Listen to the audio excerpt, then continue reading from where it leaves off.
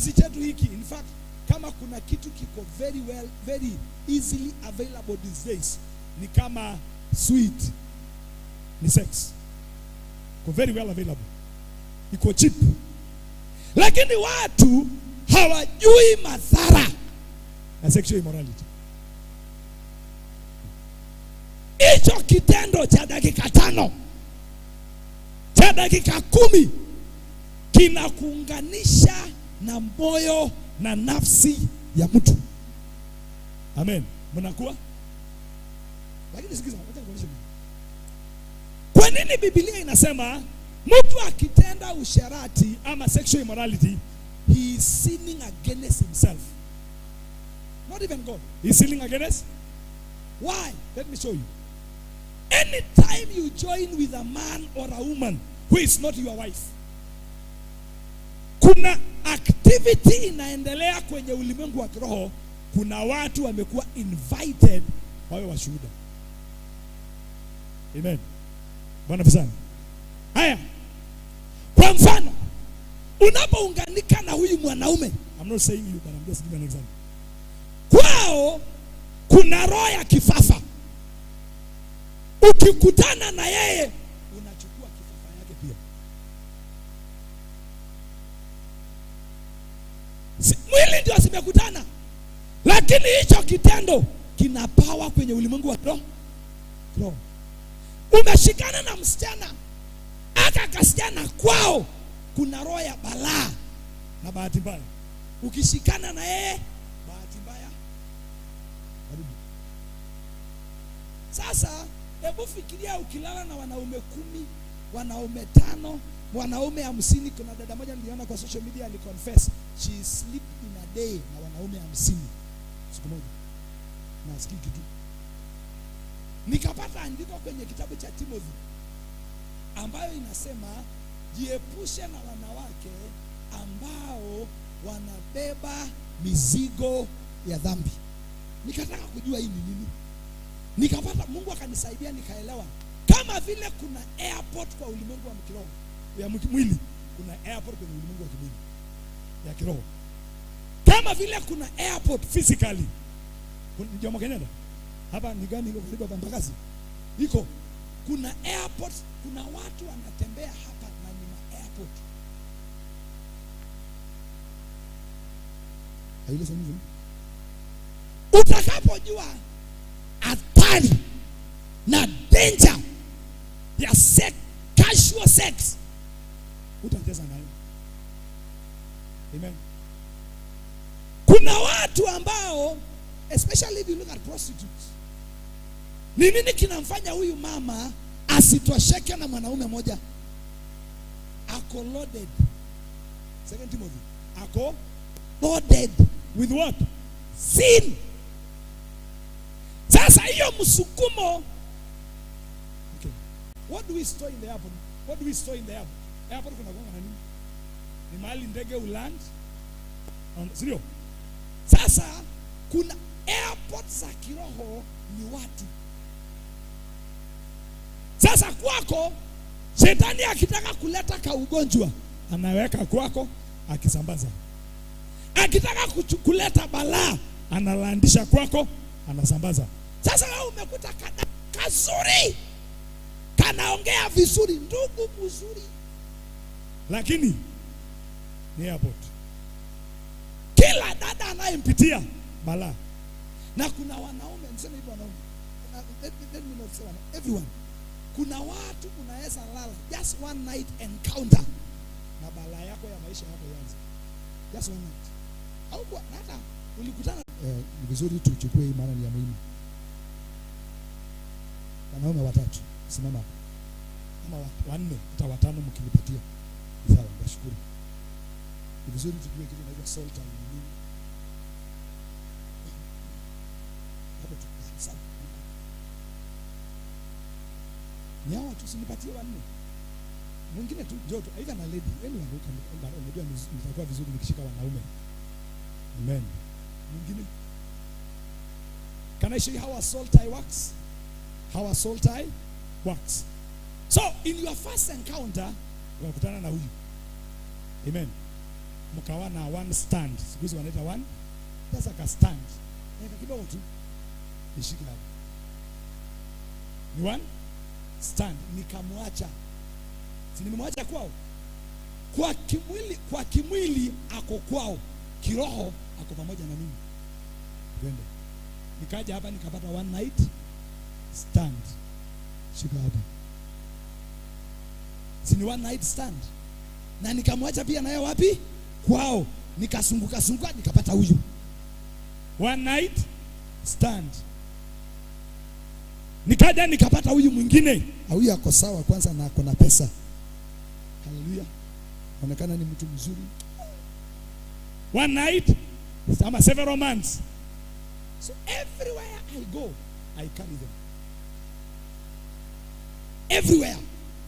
Huyu kwao kuna shida ya kifafa, naibeba.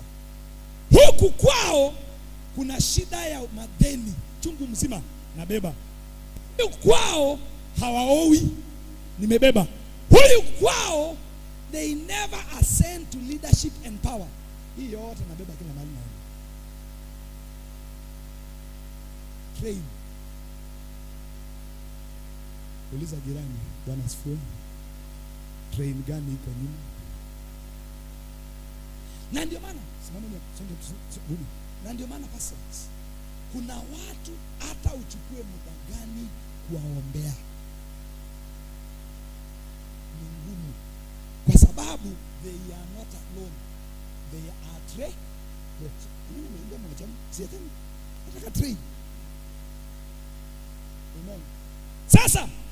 Sasa hawa ni watano, tuko hapa watano. Fikiria 50. Fikiria 20.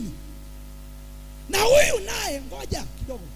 Nipatie watu wengine wawili watatu. Nipatie hawa kati. Yes, and just come. Thank you. Kuja. Naye huyu unajua sikukuwa na yeye peke yake.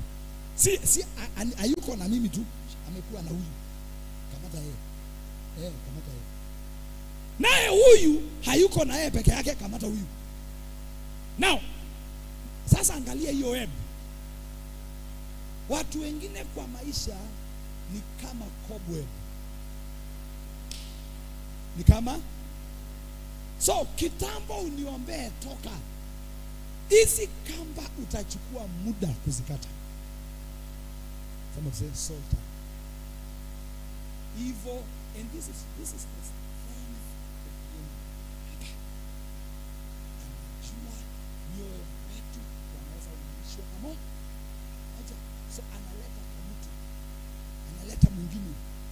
Unakuta ya kwamba progress. Sasa mimi nataka kuona kama sasa. Nataka kuona. Kuna ndio maana kuna assignment kuna na mimi nataka kuona.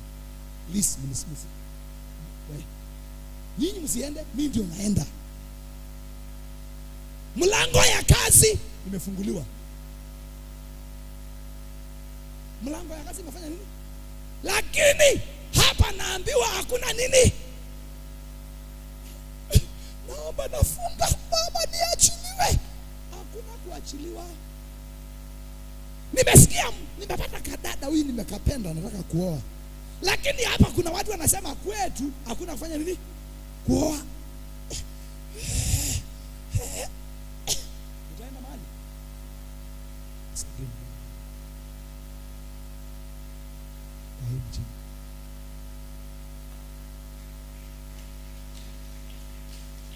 Evil soul ties.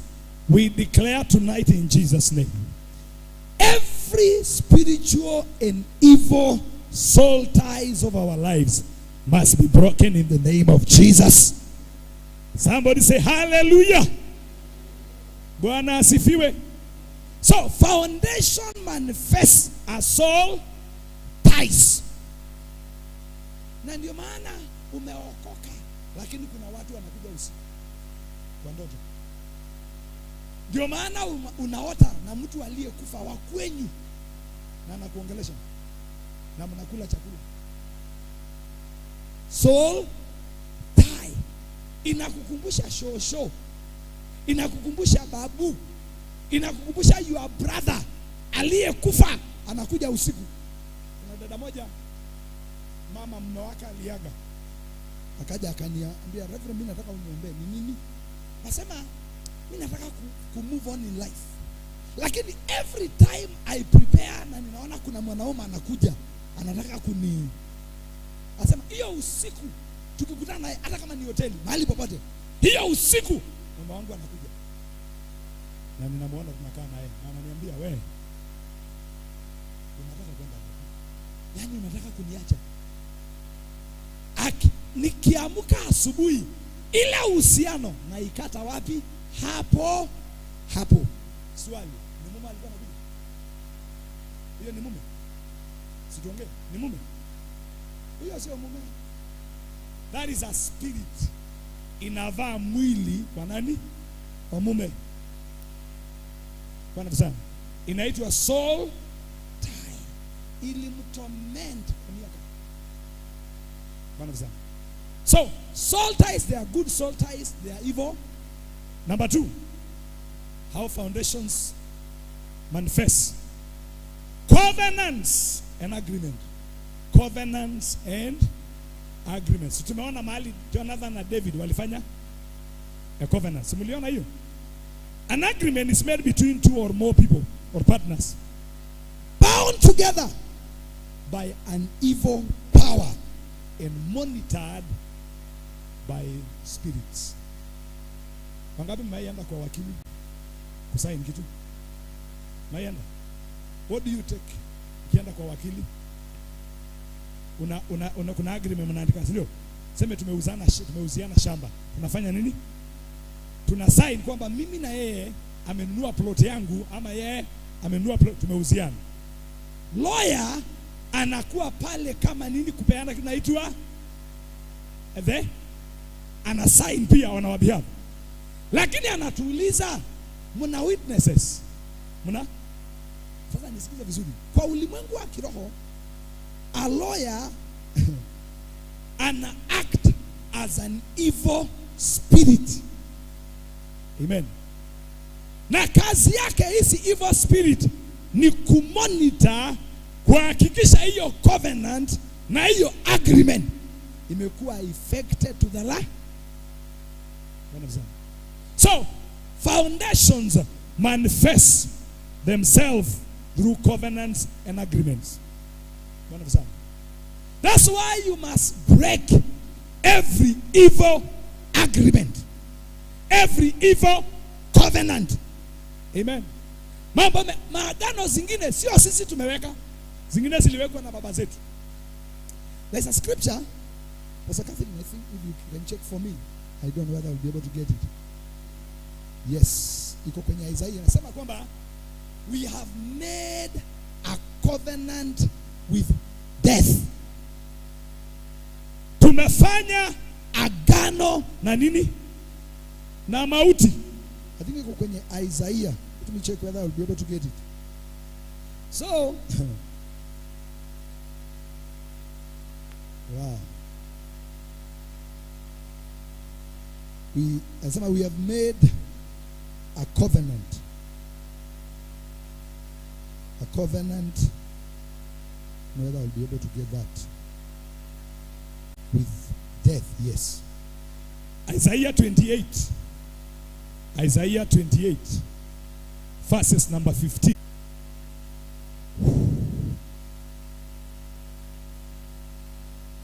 Hebu tuanzie Pastor 14. Tuanzie 14. Ama 13. Nasema by the word of the Lord. Hapo tuanzie 13. By the word of the Lord.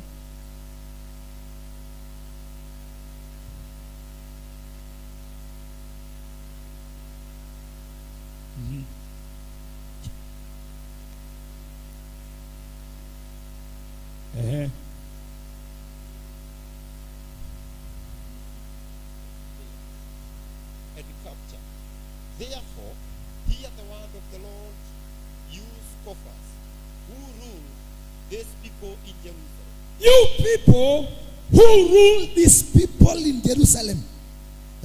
You boast. You boast. We have entered into a covenant with death. With the grave, we have made an agreement. when an overwhelming scourge sweeps by, it cannot touch us. Asante. Hapa Yerusalemu inaambiwa kwamba kuna watu walifanya agano na kifo. Wamefanya agano na kaburi. Now, you can go to a city, a place, na kule kuna agano. Amen. Hiyo agano itakuathiri as long as you stay there. Bwana, miji zetu nyingi zimetengenezwa, zimekuwa raised, zimeanzishwa na maagano. Bwana sana. Nilisema jana, one of the things that we have fought in Githurai, and we are continuing to fight it. Kanisa letu liko Githurai 45. Mji wa Githurai ni nzuri, lakini kitu kimoja ambacho kinatawala Githurai ni roho ya divorce and separation. Haija spare wachungaji, haija spare kanisa. Watu wanaingia, lakini wanaachana. Number 2, roho ya ulevi imeshinda serikali. Ulevi sio ya kawaida. Ya kwetu ni ya kurogewa. So, unajua tulifuata tukajua ni nini? Wenye walinunua mashamba kwetu, hiyo mashamba because ilikuwa ni ya stakeholders, they also made a covenant. They made what? A covenant. Unaona hizi vitu watu wanafanya wanafikiri ni mzungu wanamtoa, ni watu fulani wanamfukuza, kumbe ni wao wenyewe wanajiroga. Amen. So ni vizuri kujiuliza, what kind of covenant is operating here? May it be in our family, may it be in our city. Hiyo mji wetu imepokea damu nyingi sana, mauaji, watu wasio na hatia, watu wameuawa. That's why pale kufanya biashara ni ngumu, especially for believers. Kule wenye wananawiri ni watu ambao ni wachawi. Kule kwetu kuna soko kubwa. Hiyo soko imejaa nyoka, imejaa machura zinazopewa uji. Na ndio nilisema jana, wapendwa, tusijoke na biashara. Ati wewe umeokoka, unafanya biashara, unafungua saa 2 ama saa 5. Revival kama hii iko, haukuji. Maana pasa, najua lazima pasa tukimbizane na mali, au kuitwa kukimbizana na pesa. Maandiko yanazungumza kwamba sisi, we don't eat because we work. We eat because God has favored us. Asifiwe Bwana Yesu. Kwa hivyo kama wewe pasa, unajua siku hizi ni kungangana, mimi singangani. Number 2, me I'm not a hustler. I'm sorry. Me I'm not. Hiyo jina ninaichukia. Sitaki kwenda siasa mama. Tuko kwenye environment ambayo unajua words. I'm going almost to the next thing ambayo ni ya muhimu sana.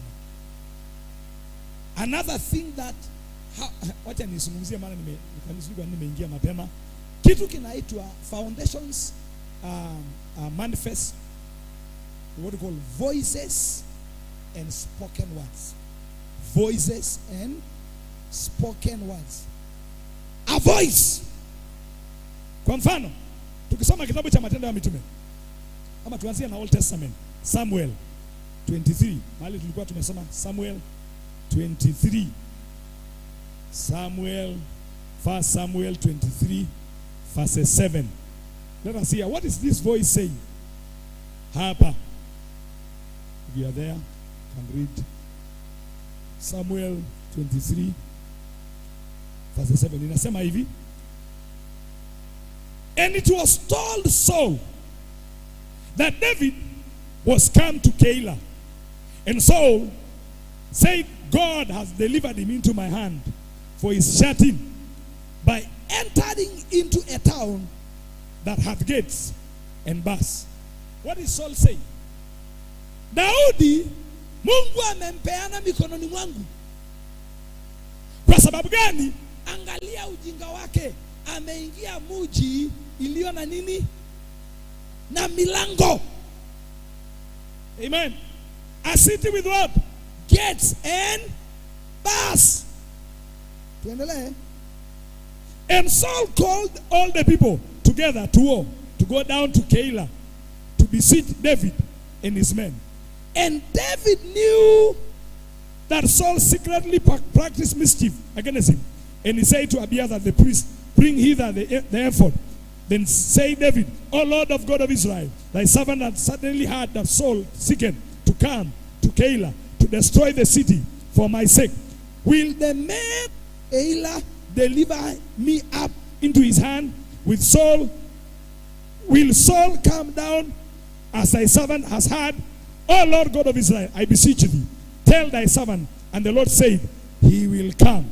Verse 12. Then David said, he will come. Then said David, will the men of Keilah deliver me and my men into the hand of Saul? And the Lord said, they will deliver thee up.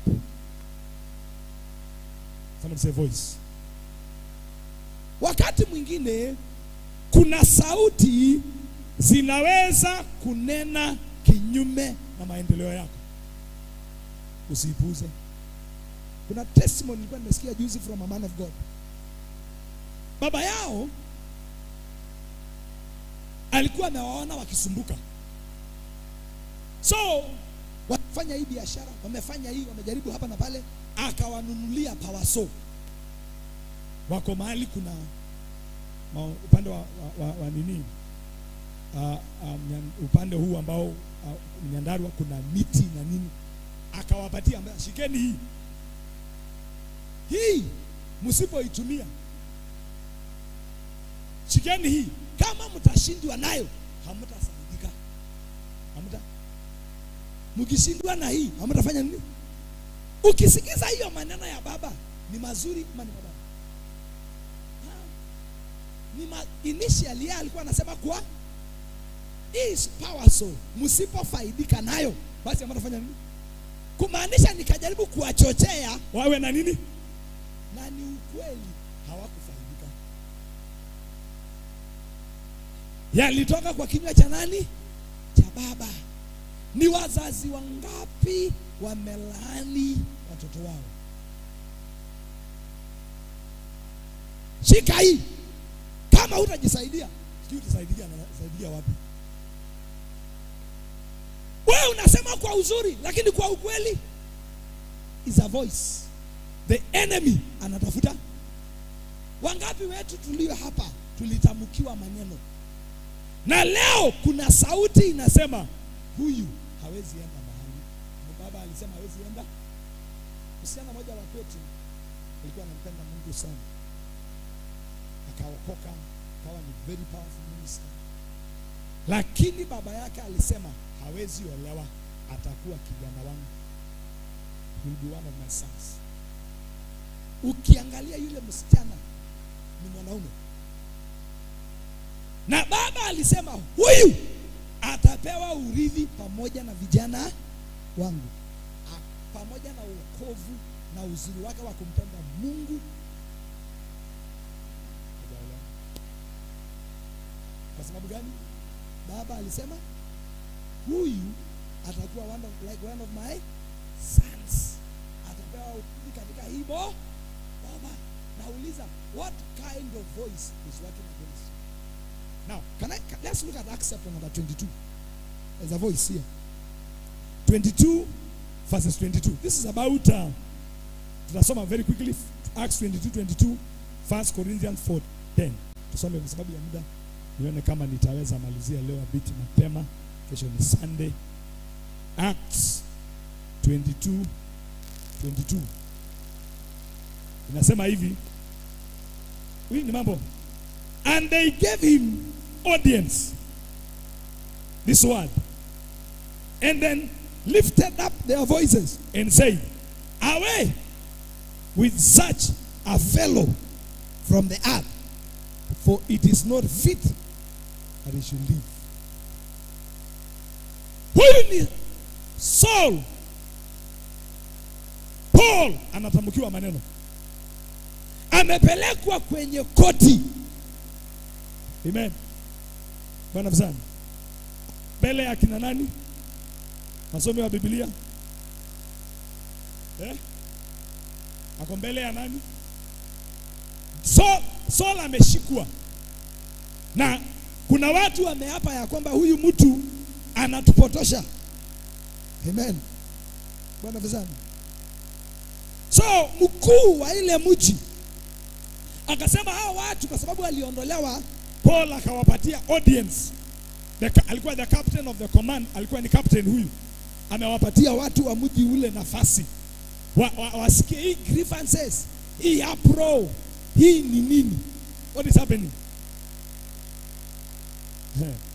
Bwana mzani.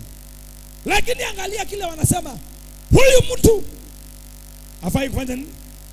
Kuishi. Ni watu wangapi wanafuatwa na such voices? Spells. Ningekuwa na muda utakuta kuna watu hata waliapa wakasema hawakunywi, hawakuli mpaka waagize nani ameuawa? Paul. So ni vizuri kujiuliza, what kind of voice is speaking over my life? Wengine ni voice ya girlfriend ulikuwa nayo, nasema umeniacha basi. Wengine ni voice ya boyfriend, nasema enda basi mahali. So kila mahali wanaume wanakuja. Can I say this? Let me use an example of my wife. Come on. Let me kutumia mfano. Anastaki kuuza mtu wa wenyewe. Si dada ni mrembo. Bwana sana. Sasa kwa mfano tumependana. Ndio sio an example. Tumependana naye. Na naona she can be a very good wife. Good wife material. Na tumeanza kukutana. Lakini ndani yangu all of a sudden, upendo, kicheko, furaha, all of a sudden apotea. Anajiuliza, mbona huyu mtu anapiga simu kumteja, anaandika text haijibiwi, baadaye anastukia lakini kabla ya kusahau tulikuwa hapa na naita bamba tu bamba. Can I say this? Mwili kuna kitu kinataka, lakini roho kuna kitu inamwambia huyu mwanaume run away from this. And let me say, women and men here, kuna relationship unajaribu kujisukumia unakataa, na ukiulizwa shida ni nini haujui. Kwenye ulimwengu wa kiroho kuna vitu vinasema no, ondoka. Na shida ya watu wengi hawaread roho, wanaread nini? Mwili. Na ndio unakuta watu wana date 3 years, 4 years, 5 years, 6 years. Unafanya nini? Unafanya nini? 6 years. Unapata dating 6. Huyu mwanaume anasema ndio uko na yeye 8 years. Hiyo tunavunja hiyo roho. Na hiyo ndoa tunavunja. Hiyo sio ndoa, hiyo sio uhusiano. Mwanaume unakaa na yeye 1 2 3 4 5 6. Unafanya nini? Kama yuko tayari kukuoa anakupotezea. Nasema Bwana Yesu. Courtship, Bishop, I know you have joined about me. Courtship inapaswa kulast ikienda sana, na hiyo imekaa mbili au imekaa sana. Lakini unafanya nini na huyu mwanaume? Miaka 5, miaka 8 ulikuwa naye mkiwa campus, bado mko naye kama madam. Let me tell you, ile siku itakutuka, itakuwa umepotezewa macho. Na unajaribu, kuna wengine wanajaribu kujiondoa kwao, unajipata hapo hapo. Unasumbua, mnakasirikiana, mnapigana, unarudi wapi? Hapo hapo. Na shida, you never make any progress. Voices. Kuna vitu vinasema enda lakini usiende mbali. Lakini nini? Enda. Kuna watu wamefungiwa kamba kama ile tunafungiwa ng'ombe, inaitwa tidari. Unaona nyasi ndio hii. Unainua lakini unamwambia mvukishia nini? Mguu. Hauna voice. Watu wengi wamekuwa hindered na voices. Na word spoken over their life. 1 Corinthians chapter 10. Mtusome hiyo andiko. 1 Corinthians, sorry, chapter number 14 verses 10. It's 14:10 not 10, 14:10. 14:10. Uko hapo? Unasema hivi. 1 Corinthians chapter number 14 verses 10. There are, it may be, so many kinds of voices in the world, and none of them is without significance. Kuna sauti nyingi na kila moja ina nini? Meaning yake. That's why words, we should never joke with words. Lakini hapa inaongea kuhusu voices.